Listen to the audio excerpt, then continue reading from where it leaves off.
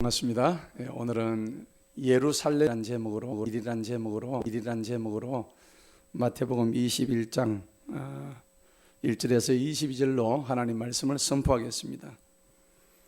여러분, 예루살렘 성경의 지명 중에서 가장 가슴 뛰는 지명입니다. 아울러 또 가장 부패했던 곳이 또 예루살렘입니다. 예루살렘의 영적 의미는 우리에게 던져다 주는 게 굉장히 크죠. 그런데 오늘 이 성경에 보면은 예루살렘에 들어가시는 예수님의 이야기입니다. 요한복음에 보면 예수님이 3번을 예루살렘으로 들어가셔요. 그런데 이 마태복음, 마가복음에서는 예수님이 예루살렘을 들어가시면서 마지막 공생애 동안의 마지막 장면들만 이렇게 기록을 하고 있습니다. 그런데 오늘 마태복음 21장은 바로 그 마지막 장면들을 나타내시는 그런 말씀입니다. 여러분, 예루살렘은 어떠한 곳일까요? 지금도 예루살렘 유대교와 이슬람 세력들이 서로 다투고 중동 전쟁이 일어나고 굉장히 어려운 지역들입니다. 마태복음 24장에 보면 예루살렘의 멸망에 대해서 아주 구체적으로 기록이 되어 있고, 또 AD 70년에 디도 장군에 의해서, 로마 장군 디도에 의해서 예루살렘은 돌 위에 돌 하나 남기지 않고 다 멸망해 버렸습니다. 그런가 하면은 하나님께서는 이사야 선지자를 통해서 또 예레미야 선지자를 통해서 여러 선지자들을 통해서 그 예루살렘이 언젠가는 회복될 것이다, 거룩한 도성이 될 것이다 말씀을 하셨습니다. 그래서 계시록 21장에는 새 예루살렘, 거룩한 새 예루살렘의 도성이 우리에게 다가올 것이다 말씀하고 있습니다. 오늘 이 예루살렘이 우리에게 주는 영적 의미와, 그리고 또 3가지 예수님께서 그 예루살렘 성으로 가시면서 하셨던 일들이 무엇인지 우리가 오늘 읽었던 본문의 말씀입니다. 예수님은 지금 갈릴리에서, 예수님이 주로 사역하셨던 곳이 갈릴리 근처였습니다. 그래서 이 갈릴리에서 일을 하시다가, 사역하시다가 이제 예루살렘으로 들어가는데, 예루살렘으로 주로 가실 때는 유대인의 명절인 유월절, 큰 명절이 있을 때에 3대 명절 때마다 이렇게 들어가시는 그런 관례가 있었습니다. 그런데 이 예루살렘에 들어가시면서 이 3가지 일을 오늘 우리가 보게 되는데, 1절로부터 해서 12절까지는 예수님이 나귀를 타시고 입성하는 장면입니다. 그리고 12절로부터 해서 16절까지는 시장의 좌판을, 예루살렘 성 안에 있는 시장 좌판을 그냥 뒤엎어 버렸습니다. 예수님이 노하셔가지고 그 장면이었고, 3번째 사건 마지막 22절까지는 예수님이 시장하셔서 무화과 나무 앞을 지나가셔서 그 열매를 따먹으려고 했는데 나무에 열매가 하나도 없는 걸 보시고 그 나무를 저주하신 사건입니다. 오늘 이 3가지 사건을 우리가 놓고 우리가 어떤 것을 깨달아야 될 것인가, 다시 한번 말씀을 우리가 깊이 상고해야 됩니다. 오늘 예수님께서 우리에게 주시고자 하시는 이 메시지는 마태복음을 쓰면서 오늘 아주 상세하게 잘 나타내고 있습니다. 첫 번째로 예수님이 나귀를 타시고 입성하시는 장면입니다. 이 마태복음 21장에 보면 이제 예수님이 지리적으로 예루살렘에 가까이 오셨음을 현재 알고 있습니다. 1절에 보니까 감람산 벳박에 이르렀을 때 예수님께서 2 제자를 보내셔서 나귀를 어떤 말에 가지고 데려오라고 합니다. 여러분, 유대인의 유월절 순례는요 거의 다 걸어서 가는 코스입니다.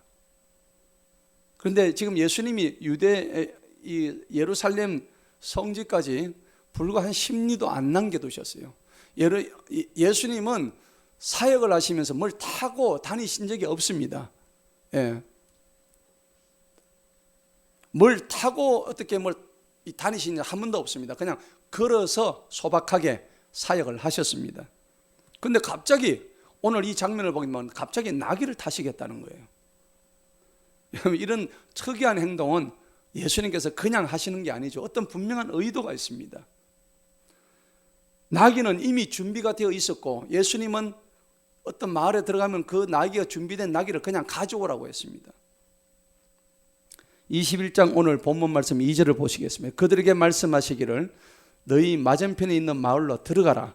그리하면 너희가 곧 매여 있는 나귀 한 마리와 그 곁에 어린 수나귀 한 마리를 보게 되리니 그것들을 풀어서 내게로 가져오라.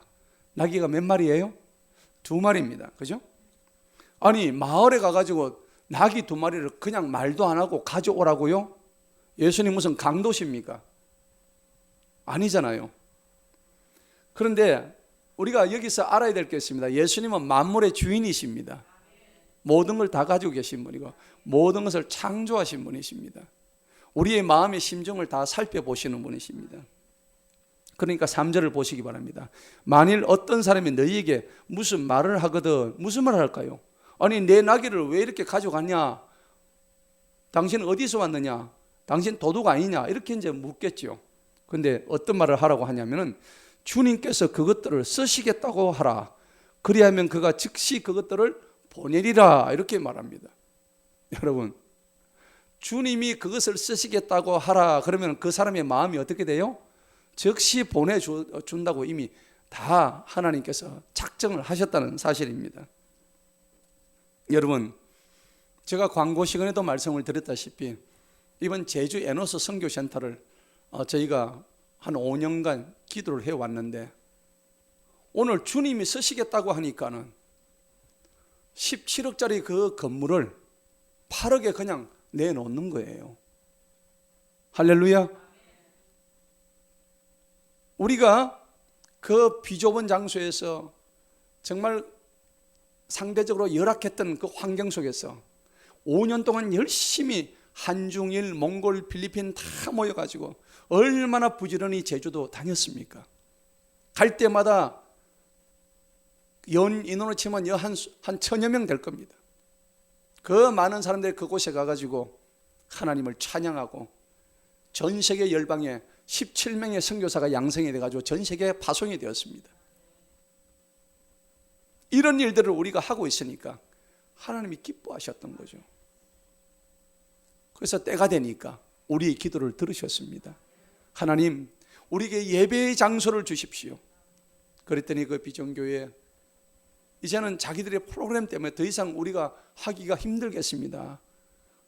그렇지만 우리는 절망하지 않았습니다. 이것은 하나님의 계획하심이 있구나라고 여겼기 때문에 우리는 다시 기도하고 제주도 땅을 부동산처럼 돌아다녔습니다. 저도 돌아다니면서 내가 부동산 업자인지 아닌지 한 번씩 착각할 때가 있었습니다. 5년을 돌아다녔습니다. 웬만한 땅은 거의 다 압니다. 우리 전도사님은 제주도에 있는 땅을 직접 헌납도 하셨죠. 감사합니다.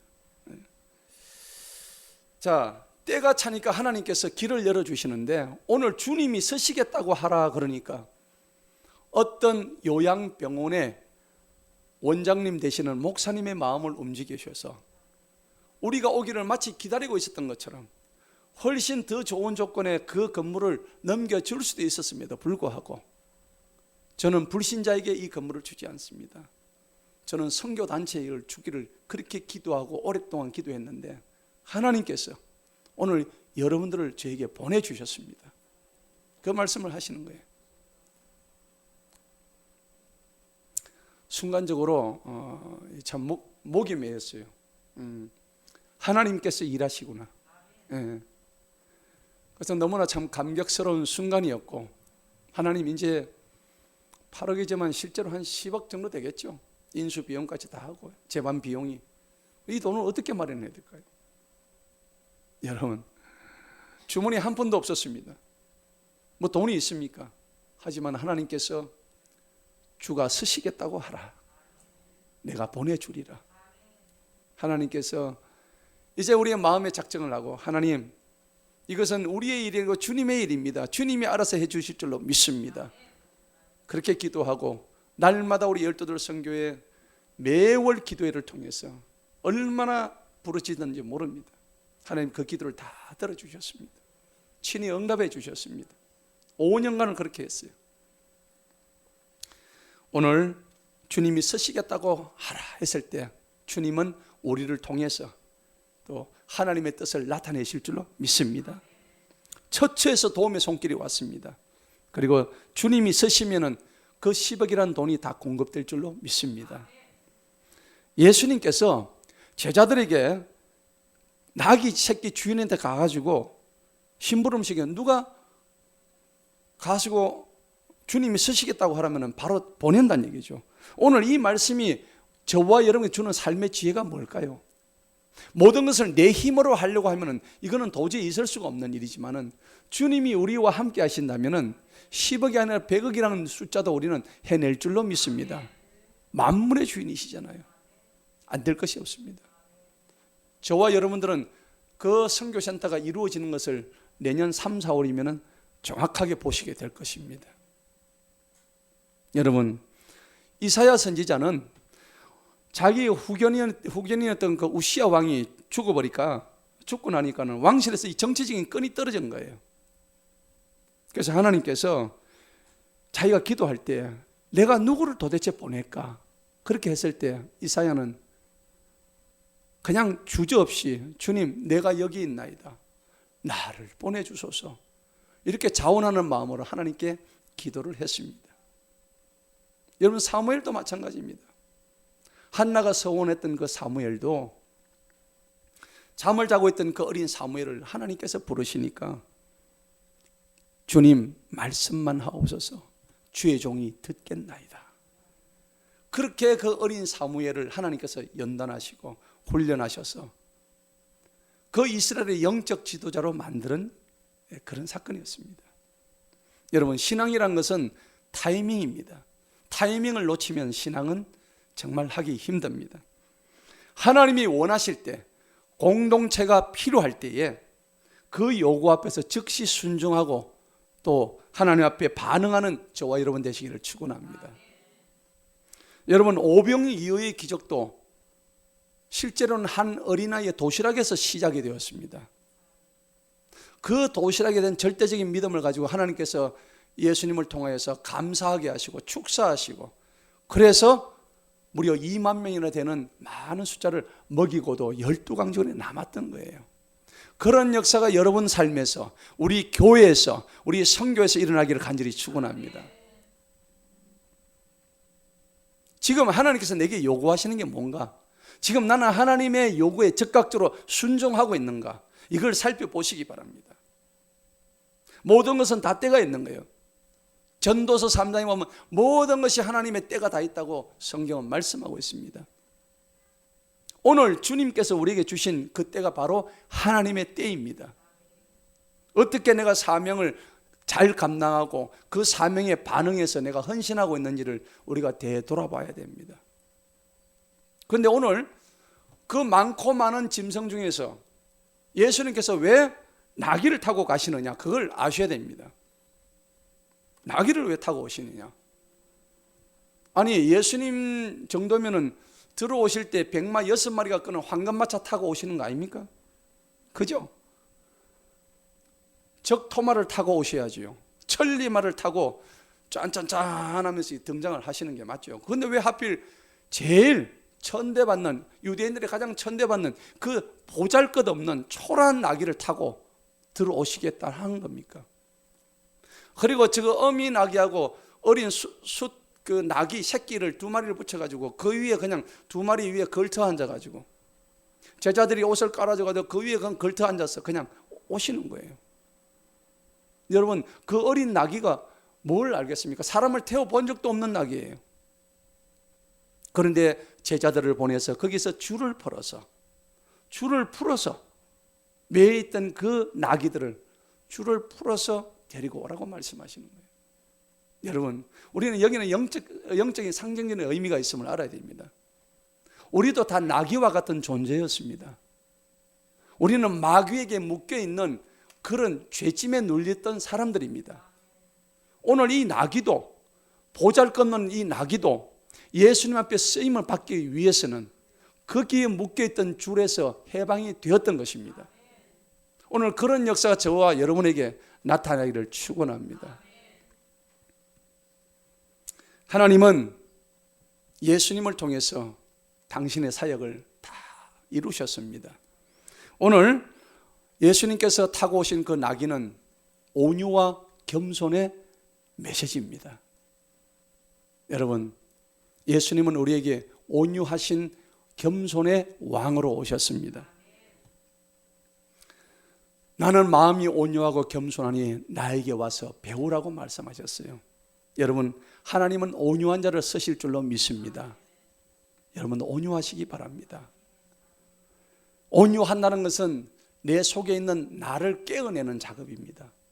정을 가지고 마치 돌을 깨어서 건물에 주춧돌을 만드는 것 같이 끊임없이 깨어나는 작업을 우리가 해야 됩니다. 나귀의 줄을 풀어주셔서 마귀로부터 해방시키시는 주님의 계획하심이 그 나귀를 타고 오시는 예수님의 모습에서 우리는 느낄 수가 있는 겁니다. 그리고 그 나귀를 타고 이제 마지막 세 번째 들어오는 그 예루살렘 성에 뭘 하러 오시느냐? 친히 십자가를 지시려고 나귀를 타고 들어오시는 거예요. 우리의 모든 죄를 위해서 친히 죽음을 맞이하시기 위해서 나귀를 타고 들어오시는 거예요. 5절을 보시기 바랍니다. 5절을 보니까 너희는 시온의 딸에게 말하기를 보라, 내 왕이 내게로 오시나니 그분은 온유하셔서 나귀 위에 앉으시리니 나귀 새끼 곧 어린 수 나귀니라 하셨더라.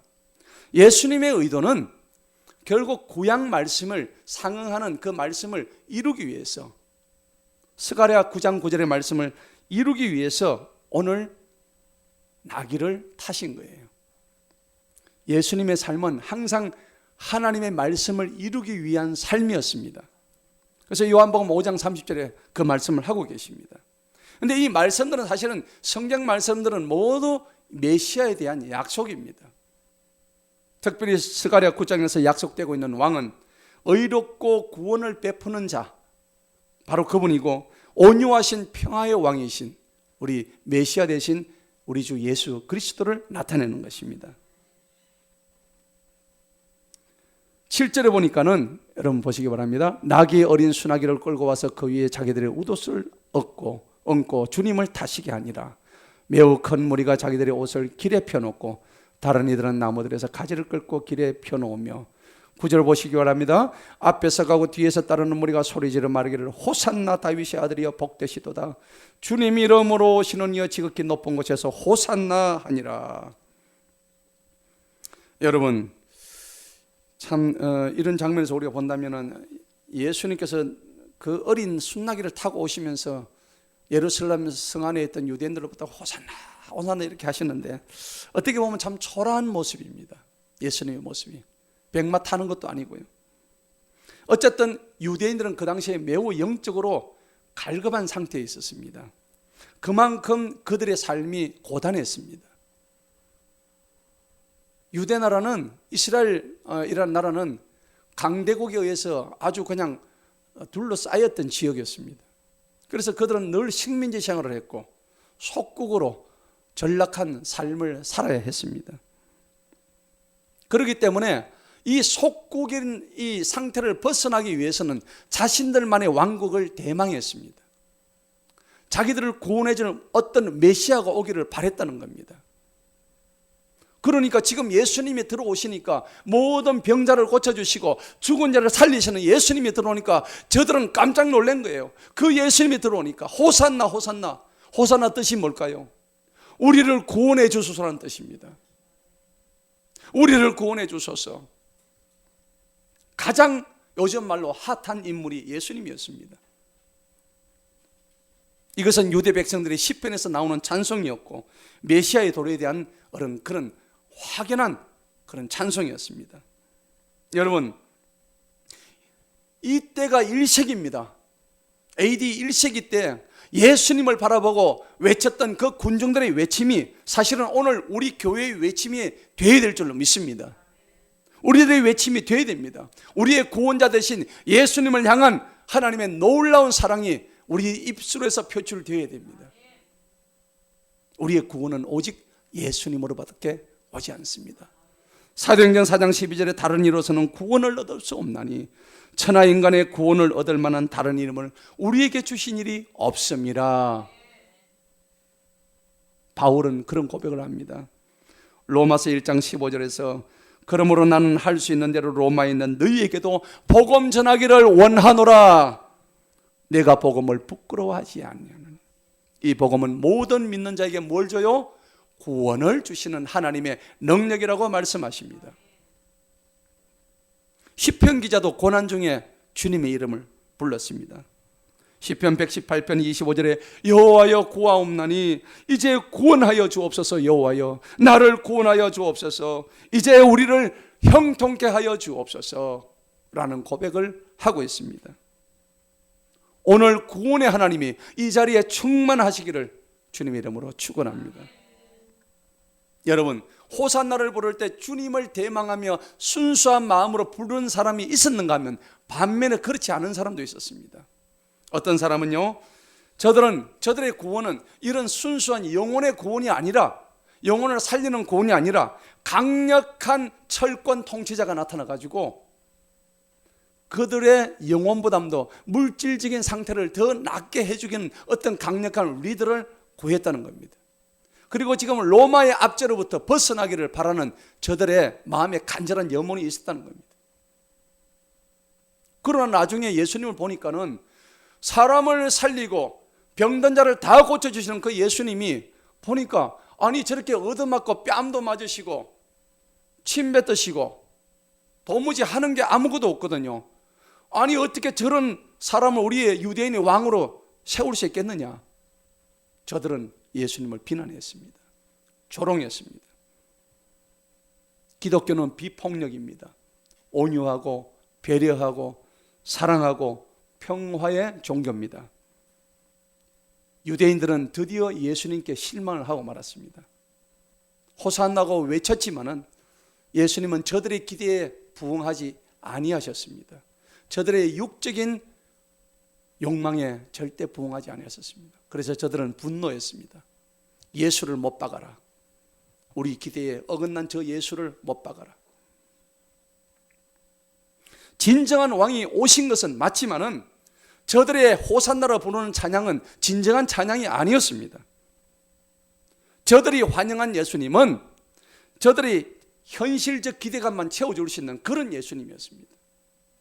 오늘 저와 여러분들이 바로 그런 예수님을 바라보고 우리가 믿는 신앙이 아니기를 간절히 소원합니다. 두 번째 사건이 있었습니다. 성전 안에서 주님께서 시장 자판을 그냥 다 뒤엎었습니다. 여러분 고포시장 가가지고 장사하고 있는데 성전 자판을, 고포시장 자판을 뒤엎으면 어떤 일이 나겠습니까? 난리 나겠죠? 제정신이 아닙니다. 지금 예수님이 예루살렘 성전 안에 그 가가지고 시장 자판을 전부 다 그냥 뒤엎으시고 회초를 그냥 두드리시고 지금 그런 장면입니다. 여러분, 이것은 성전 건물 안이 아닙니다. 성전 건물 밖 이방인의 뜰에서 지금 일어난 일들입니다. 그런데 성전 뜰 안에서 시장이 형성된 것은 그 유대인들에게 이미 오래전부터 관례대로 묵인되어 왔던 내용들입니다. 왜냐하면 그들이 편의성과 합리성을 따져보면 그 예루살렘 성전 안에서 그렇게 하는 것이 매우 유용했기 때문입니다. 왜 그럴까요? 당시에 말이죠, 명절 때 유대인들이 와가지고 예루살렘에 올 때 전부 다 제사를 지내기 위해서 양도 끌고 오고 소도 끌고 옵니다. 그런데 흠 없는 제사를 지내기 위해서는 그 양들을, 짐승들을 끌고 올 때에 아니 뭔가 흠이 없어야 되는데 오다 보니까 상체기도 나고 그 다음에 뭔가 흠이 자꾸 생기니까 차라리 이럴 바에야 내가 돈을 들고 가서 예루살렘에서 깨끗한 소를 사는 것이 낫겠다 싶었습니다. 그래서 저들은 돈을 들고 왔는데 여러분 이 돈은 어떻게 됩니까? 12절 한번 보십시다. 12절 보니까는 예수님께서 하나님의 성전으로 들어가셔서 그 성전에서 팔고 사는 모든 사람을 쫓아내시고 돈 바꾸는 사람들의 상과 비둘기들을 파는 자들의 자리를 뒤엎으셨다. 성전에서 매매하는 모든 사람을 쫓아내셨대요. 다 나가라 이 나쁜 놈들. 그리고 돈 바꾸는 사람들이 있었습니다. 여러분, 당시에 돈을 왜 바꿨냐니까, 당시에는 로마 돈, 헬라 돈, 그 다음에 애굽의 돈, 그 다음에 이스라엘 돈 했는데, 그 당시에 만 20세 이상이 되는 이스라엘 남자들은 성전세를 내야 됐습니다. 반세겔에. 그런데 그 성전세를 낼 때는 꼭 두로 동전만 낼 수가 있었습니다. 그러니까 딴 나라의 동전을 가지면 어떻게 돼요? 환전을 해야 되는 거예요. 그런데 환전을 하다 보면 여러분도 아시겠지만은 꼭 폭리를 취하는 사람이 있습니다. 여러분 환전해 보신 분들 계시잖아요. 환전하면 꼭 내가 덤튀기 씌운 것처럼. 그런데 그 당시에도 이렇게 폭리를 취하는 아주 사꾼들이 많았다는 얘기입니다. 드디어 성전이, 하나님의 거룩한 성전이 장사하는 공간이 되어버린 거예요. 예수님은 그냥 분노하셨습니다. 너희들이 이 성전이라고 하는 것을 이렇게 회파하고 이렇게 더럽히고. 21장 13절을 보시겠습니다. 다 같이 읽어봅니다. 시작. 그들에게 말씀하시기를 기록된 바 내 집은 기도하는 집이라 불리우리라 하였거늘 너희가 이 집을 강도들의 소굴로 만들었도다 하시니라. 아멘. 여러분, 이사야 53장에 보면 내 집은 기도하는 집이라고 나와 있습니다. 그리고 예레미야 7장에는 너희가 강도의 소굴로 만들었다는 내용이 그대로 인용이 되고 있습니다. 여러분, 성전 본래의 의도와 다르게 자신들의 이익과 편익을 위해서 예루살렘 성을 그 유대인들이 사용하고 있었다는 겁니다. 하나님을 찬양하는 것이 아니라 성전 지도자와 상인들이 그것에 편성한 모든 사람들의 그 죄를 나타내고 있었다는 겁니다. 우리의 신앙이 이와 같이 겉신앙이 되어서는 안 될 줄로 믿습니다. 예수님은 이러한 행동, 당시 예루살렘 성전을 중심으로 했던 기득권층에 대한 강력한 도전을 했습니다. 그러니까 그들 지도자들이 좋아할 리가 없겠죠. 수제사장들이나 서기관들이나 바리새인들은 저 예수를 잡아 죽여라. 예수님이 지금 사건을 터뜨린 거예요. 그런데 오늘 이 사건을 통해서 우리가 깨달아야 될 게 있습니다. 예수님의 성전을 뒤엎었다는 사실은 뭐냐니까, 그냥 성전을 척결했다고 보는 것은 적절하지 않습니다. 오늘 이 하나님의 의도를 벗어난 성전과 그 안에서 행해지는 모든 일에 대한 하나님의 심판을 의미합니다. 오늘 이 사건은 하나님의 심판을 나타내 주는 것입니다. 예수님께서 성전 안을 뒤엎었다는 얘기는 그 성전을 심판하시겠다는 사인을 나타내 주신다는 걸 우리가 깨달아야 됩니다. 마태복음 23장 38절에 보라 너희 집이 황폐하여 버려진 바 되었노니 됐습니다. 마태복음 24장 2절에는 너희가 이 모든 것을 보지 못하느냐 내가 진실로 너희에게 이르노니 돌 하나도 돌 위에 남지 않고 다 무너뜨리리라. 할렐루야. 예루살렘 성을 향한 하나님의 그 경고, 예수님의 그 놀라우신 예언들이 그대로 이루어졌다는 사실입니다. 예수님 오늘 성전은 시장 바닥을 완전히 뒤엎은 사실은 성전을 깨끗하게 하라는 얘기가 아니라 이제는 내가 이 성전을 심판하시겠다는 그런 말씀이었습니다. 하나님의 진노가 이제는 극에 달했다는 것을 우리가 알 수가 있습니다. 예수님은 예루살렘 눈에 보이는 이 성전을 뛰어넘으셨습니다. 그리고 온전하신 하나님의 하늘 성전을, 새 예루살렘 성전을 바라보고 계셨다는 사실입니다. 우리도 또한 성전의 진정한 기능을 회복하실 새로운 성전 대신 예수님을 바라봐야 될 줄로 믿습니다. 마태복음 12장 6절에 보면 내가 너희에게 이르노니 성전보다 더 위대한 분이 여기 계시느니라, 그렇게 말씀하시는 거예요. 예수님이 성전보다 더 위대하시대요. 눈에 보이는 성전이 아니란 겁니다. 예수님은 눈에 보이지 않는 성전이 있으란 겁니다. 이것을 우리에게 주시고 하신 거예요. 너희는 거룩한 성전이라. 우리 안에 성령이 계시면 우리는 이미 거룩한 성전이 된 줄로 믿습니다. 21절 보시겠습니다. 본문 말씀 21절 보니까 예수님께서 그들에게 대답하여 말씀하시기를 진실로 내가 너희에게 말하노니 만일 너희가 믿음이 있고 의심하지 아니하면 너희가 이 무화과 나무에서 일어났던 일을 할 수 있을 뿐만 아니라 이 산에게 말하여 너는 옮겨져 바닷속으로 빠지라 하여도 그대로 될 것이다. 여러분, 성경에 보면 산을 옮기는 얘기들이 많이 나옵니다. 이 산을 옮기는 이 얘기가 결국은 산을 옮긴다는 것은 성전을 심판한다는 얘기입니다. 자, 그래서 산은 어떤 산이냐면 성전이 머물고 있는 산입니다. 이 산을 의미하고 바다에 던져지리라는 얘기는 심판을 의미하는 내용입니다. 22절에서 기도하는 것보다 다 받을 것이다 라고 말씀을 하셨는데 성전과 예수님의 대조를 의미하는 말씀입니다. 그래서 이제 이 성전이라는 것은 눈에 보이는 옛 성전은 기도하는 집으로서의 기능을 다 상실해 버렸습니다. 그래서 하나님께서 이 성전을 다 파괴해 버리십니다. 예루살렘 성전 필요 없어. 진정한 성전 대신 예수님을 바라보며 너희들이 기도하게 되면 기도의 응답을 반드시 받을 것이라고 오늘 22절 마지막 절에서 말씀하시고 있는 겁니다. 오늘 이 성전에 관한 말씀은 성전 제도에 대한 심판을 의미하고 성전의 진정한 회복에 대한 소망을 예고하는 메시아적인 행위로 우리가 이해를 해야 됩니다. 아니, 예수님이 평화의 왕으로 오셔놓고 어쩌면 이렇게 과격하게 화를 내실까요? 왜 이렇게 화를 내실까요? 이것이 그런데 주님의 공이라면은 이 안에서 주는 사랑을 우리는 알아야 됩니다. 여러분, 지금 내가 받는 이 고난도 결국 마지막 때 받는 심판에 비하면 아무것도 아닙니다. 할렐루야. 지금 내가 받고 있는 이 고난은 아무것도 아니라고요. 내가 마지막 받을 심판에 의하면 비하면 아무것도 아닙니다. 잘못된 것을 심판하시고 회복이 필요한 부분은 주님이 새롭게 하십니다. 이렇게 했을 때 저들의 반응이 어땠을까요? 15절을 보시기 바랍니다.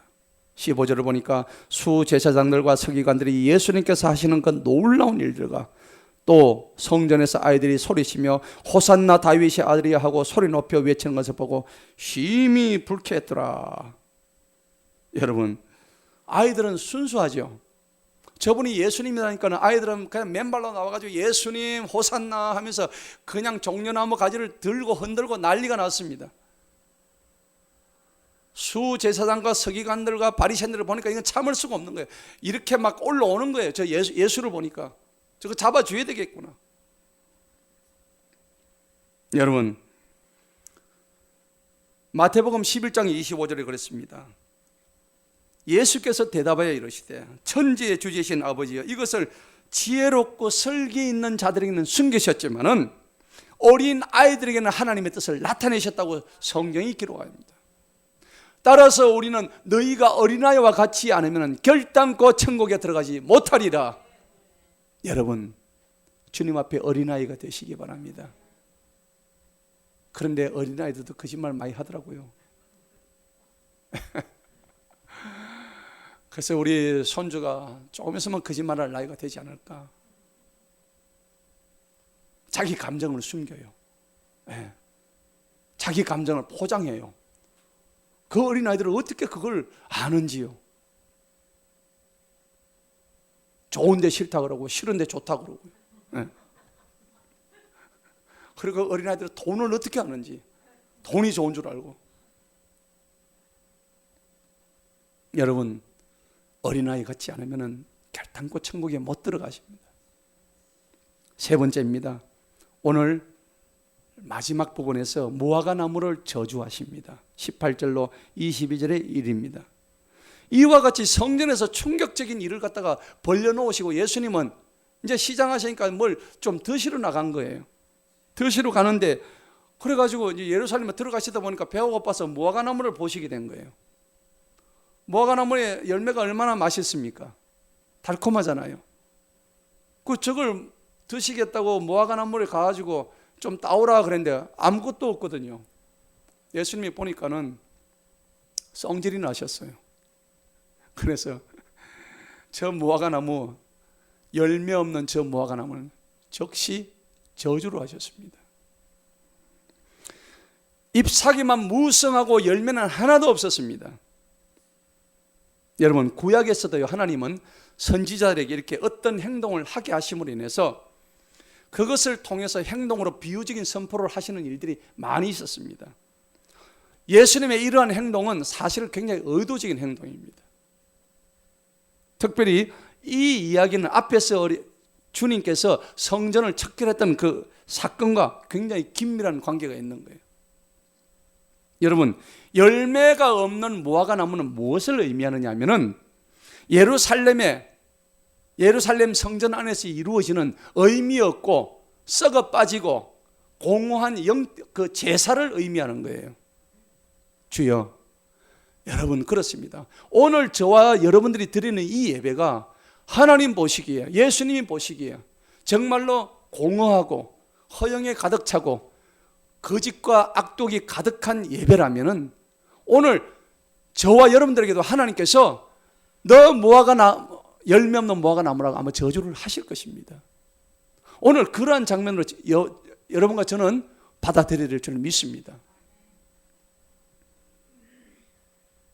따라서 그 나무에 대한 저주는 나중에 예루살렘 성전에서 벌어졌던 모든 제사의 종말을 의미했던 겁니다.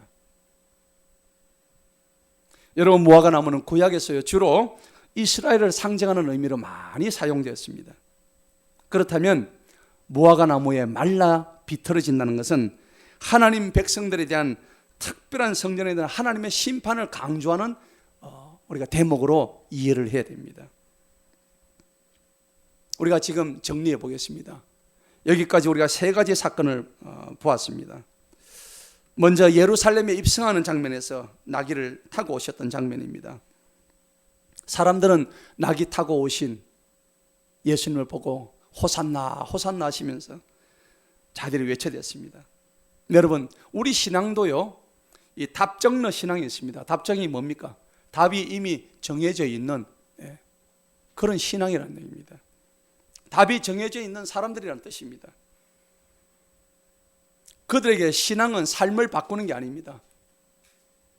호산나라고 외쳤지만 실제로는 육적인 것을 바라고 성전 안에서 헛된 짓을 했던 그런 사람들, 말은 신앙생활을 한다고 하지만 자신의 유욕적인 정욕을 구하는 그런 삶을 살았던 그 예루살렘 안에 있었던 악한 바리새인과 같은 거예요. 예배를 마치 자신의 위안으로 삼는, 하나님을 진정으로 예배하는 것이 아니라 이 예배 한번 드림으로 해서 자기 자신의 위안을 얻기 위한 그런 예배가 이미 전락돼 버리고 마는 거예요. 오늘날 비대면 예배를 통해서 어떤 목사님이 이렇게 검사를 해봤대요. 유튜브를 검사를 해보니까, 유튜브를 보면 여러분 어떻게 되냐면요, 담임 목사의 설교가 유튜브에 올라오면 어떻게 될까요? 모든 성도님들이 다 그걸 봅니다. 보는데 목사님의 설교가 한 40분 정도 된다면, 그래서 다 봤는데 초기에 5분에서 10분 사이에 전부 다 끊기더랍니다. 여러분, 담임 목사의 설교가 5분에서 10분 보고 유튜브 보니까 다 끝났더란 얘기입니다. 비대면 예배하면서 유튜브 동영상을 보는데 끝까지 듣지도 않아요. 오늘 그게 현실입니다. 85%가 그렇대요. 그나마 예배 설교 영상을 들으면서 그냥 옷을 다 벗고 그 다음에 라면 끓여 먹으면서, 심지어는 화장실 안에서, 여러분, 예배를 드리는데 정상적인 정좌, 예배에 세 가지 삼정이 있습니다. 예배 드릴 때는 정시, 담임 목사를, 설교자의 눈을 정확하게 쳐다봐야 됩니다. 그 다음에 정좌, 똑바로 앉아야 됩니다. 네. 정시, 정좌, 그 다음에 정청입니다. 똑바로 들어야 됩니다. 이는 짖어라, 나는 간다. 여러분, 참으로 안타까운 일입니다. 교회에 그 시간에 왜 나옵니까? 안타까운 일입니다. 오늘 우리는 이 세 가지 사건을 통해서 개인적으로 제가 목회자로서 가장 감당하기 힘든 부분들이 있어요.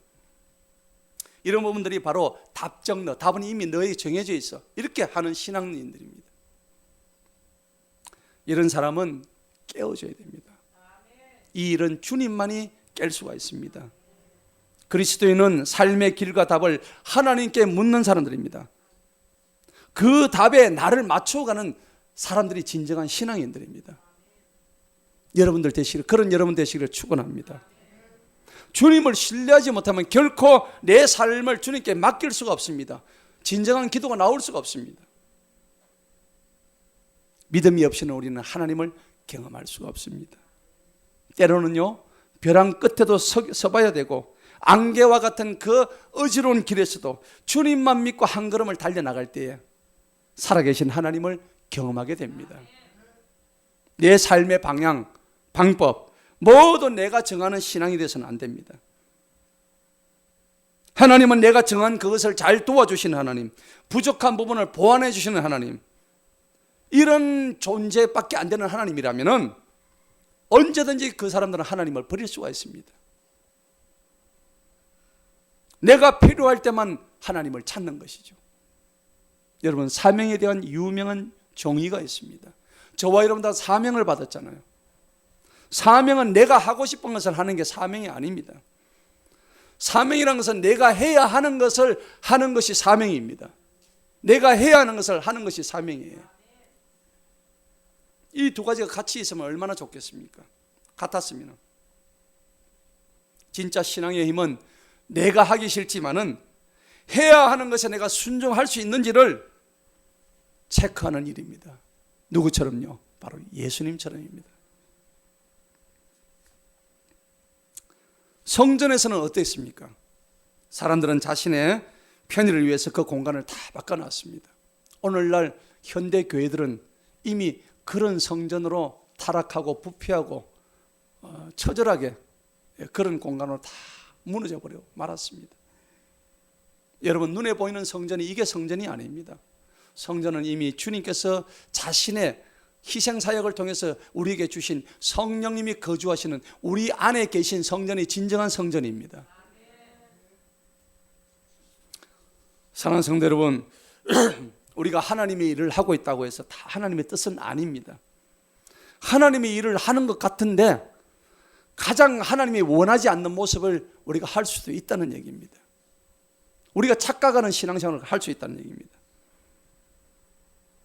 마지막으로 무화과 나무를 저주하신 것을 다시 한번 리마인드 하면은, 하나님의 의도는 제쳐두고 자기 자신의 이익과 편의의 수단으로서 전락한 성전과 그 안에서 일어나는 온갖 더러운 제사들, 마치 입만 무성하고 열매가 없는 이런 모습이 오늘날 현대 교회들의, 우리 교회들의 모습이라면은 하나님께서는 이 성전을 심판하실 것입니다. 교회인 것이 중요한 게 아닙니다. 이 교회가 열매가 있어야 됩니다. 저와 여러분 삶 속에 열매가 있기를 간절히 축원합니다. 우리 선양 공동체가 지금 잎사귀만 무성한 것이 아닌가, 저는 한 번씩 그런 생각을 해봅니다. 여러분 삶 속에 내가 열매가 맺히기를 날마다 기도합니다. 우리가 모여가지고 뭔가 한다고는 하지만은 혹시 하나님이 원하시는 열매는 과연 맺히고 있는지를 다시 한번 돌아봐야 됩니다. 열매 없는 신앙은 그 자체가 죽은 것입니다. 사랑하는 성도 여러분, 저는 인간적인 마음에서 가끔씩 우리 성도님들이 죄송할 때가 있어요. 한 주간의 삶을 살고 와가지고 지치고 피곤한데 좀 위로하고 격려되는 말씀을 해드려야 되는데 항상 부담스러운 말씀을 내가 나눈 것 같아가지고 죄송할 때가 있어요. 누군가는 오늘 본문 말씀 마지막 절에 보면 22절만 떼가지고 너희가 기도할 때 무엇인지 믿고 구하는 것은 다 받으리라, 그 말씀만 해주면 얼마나 좋겠어요. 여러분, 이것을 강조하면 성도들이 기도하면 하나님이 다 들어준다고 착각하시는 거예요. 기도의 응답에는 세 가지가 있어요. 예스, 그래 들어줄게. 기도 응답 두 번째 기도는 너 아니야. 이건 아니야. 이건 네 기도 잘못됐어. 세 번째는 뭐예요? wait. 기다려. 아직 때가 되지 않았어. 네 때가 되지 않았단 말이야. 기도 응답은 이와 같이 세 가지로 나타납니다. 이것을 모르고 맨날 기도하면 주실 줄 알고 하나님이 왜 안 주시느냐 그래가지고 실족해가지고 교회를 안 나오고 하나님을 오해하고 얼마나 안타까운 일인지 모릅니다. 저는 그것이 오늘 말씀이 우리에게 말하고 싶은 참된 의도가 아니라고 생각합니다. 제가 전하는 이 부담스러운 경고가 여러분들의 유익한 살이 되고 피가 되는 그러한 말씀이 되기를 축원합니다. 그래서 우리가 주님 말씀대로 잘 살아서 주의 나라 함께 갈 때에 우리 교회를 통해서 많은 자들이 한 사람도 나고 대임 없이 구원받는 성도들 되기를 바랍니다. 우리가 오늘 이 시간 이곳에서 이 말씀 앞에서 무엇을 해야 되겠습니까? 우리가 주님의 뜻을 따르고 말씀대로 산다는 것은 오늘 내게 주어진 메시지 반응하는 것으로 시작되는 것입니다. 그렇기 때문에 말씀이 선포될 때마다 여러분 아멘으로 화답하시기 바랍니다. 아멘이라는 것은 목사의 말에 아멘하는 것이 아닙니다. 착각하지 마세요. 오늘 강단에서 흘러오는 생명의 말씀에 하나님의 기름 부으신 말씀에 여러분들이 아멘으로 화답함으로 인해서 여러분의 삶이 잘 되고 여러분들의 영이 더욱더 깊어지고 하나님 앞에 축복받는 삶을 살 수가 있다는 겁니다. 이렇게 하나님의 말씀에 반응하다 보면 어느새 나도 모르게 성큼성큼 진보되어 있는 내 자신의 모습을 보게 됩니다. 말씀의 요구에 맞춰서 나를 바꿔가는 것입니다. 내가 답을 이미 정해놓고 하나님 내 삶에 맞춰주세요가 아닙니다. 내가 필요한 말씀이면 듣고 내가 필요 없는 말씀이면 패스. 아닙니다. 어떤 자들처럼 입맛대로 골라가지고 듣는 설교 말씀이 아닙니다. 오늘 말씀을 맺겠습니다. 우리도 주님을 찬양하고 그 앞에서 뭔가를 한다고 했지만은 돌아보면 참으로 어리석었던 우리의 과거였습니다. 나의 영혼은 지금 이 시간 무엇을 바라보고 있을까? 말씀 앞에 내 신앙을 점검하고 말씀 앞에 맞춰 내 삶의 걸음을 조정해야 합니다. 내가 편한 방법, 하고 싶은 대로 하는 것이 아니라 내가 해야 하는 일, 주님이 내게 맡기신 그 일들을 감당할 때에 그 사명을 감당할 때 아름다운 열매를 맺고 있는가를 우리 스스로 물어야 합니다. 그것이 이 시간 말씀이 주는 여러분에게 주시는 깊은 물음입니다. 이 물음 앞에서 이제 삶의 모습으로 응답할 수 있는 귀한 복된 시간 되게 하는 여러분들 되시기를 주님의 이름으로 축원합니다. 기도하겠습니다. 하나님 아버지 감사합니다. 오늘도 주님의 귀한 말씀을 통하여 주님이 예루살렘에 들어간 그 세 가지 일을 통하여서 우리가 정말 하나님 앞에 자신을 돌아보는 그런 자들 되게 하여 주옵소서. 나귀를 타고 겸손의 왕으로 오셨고 성전 안에 있었던 더러운 것들을 다 회파한 그 성전의 모습들을 이제 척결하는 주님의 마음, 그리고 열매 맺지 못한 그 무화과 나무를 저주하셨던 주님의 뜻을 잘 알아 이제 우리 삶이 그 예수님을 본받아 달려가는 우리 모두가 되게 하여 주옵소서. 감사하고 예수님의 거룩하신 이름으로 기도하옵나이다. 아멘. 우리 다 같이 일어서셔서 좋으신 하나님 부르시고 예배 마치겠습니다.